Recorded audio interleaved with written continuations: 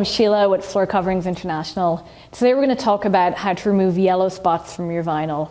Well, vinyl is a great option for many homes. Sometimes it does develop yellow spots. This is typically a reaction to rubber, such as the backing of throw rugs or casters underneath furniture. Really simple to remove with just a few household items. What I do is I mix 2 tablespoons of lemon juice with 1 tablespoon of baking powder till it's got a consistency somewhat like this. Simply take a putty knife or a scraper, spread it on the stain, let it sit for about 10 minutes. After 10 minutes, take a damp cloth or rag, rub it off, get a fresh cloth, clean it again so that the vinyl is completely clean.